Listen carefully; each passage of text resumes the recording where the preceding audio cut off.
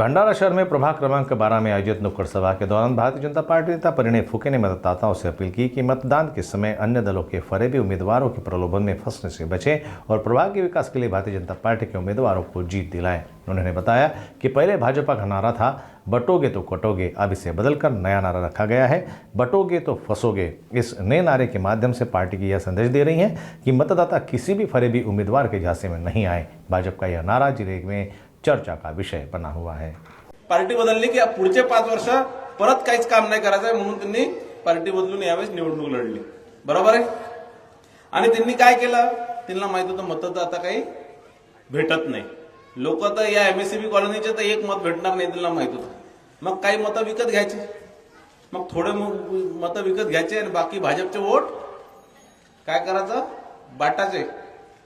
म्हणजे काही 2-4 त्यांनी आमच्याच पक्षाचे घेऊन, आमच्याच पक्षाचे 2 लोक घेऊन त्यांनी एकाल काँग्रेसमधून आणि एकाल घडीवरून लढवलं आणि ते सांगतात गावभर की आम्ही कट्टर आहे।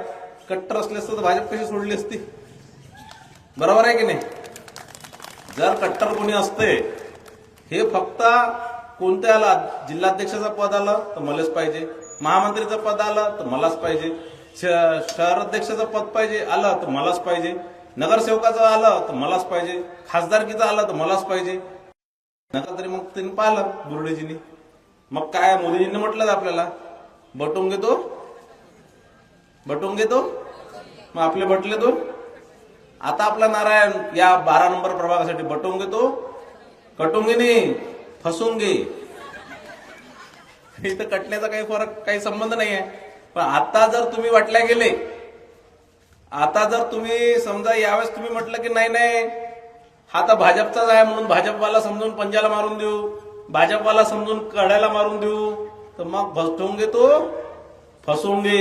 मग तुम्ही परत 5 वर्ष परत तेच खराब रस्ते, तेच खराब नाल्या, तेच बिना पाणीचं, तेच अशुद्ध पाणी, तेच खराब गार्डन आणि तेच आपल्या वार्डाचे बेहाल, बरोबर आहे। मग करणार का काकाजी?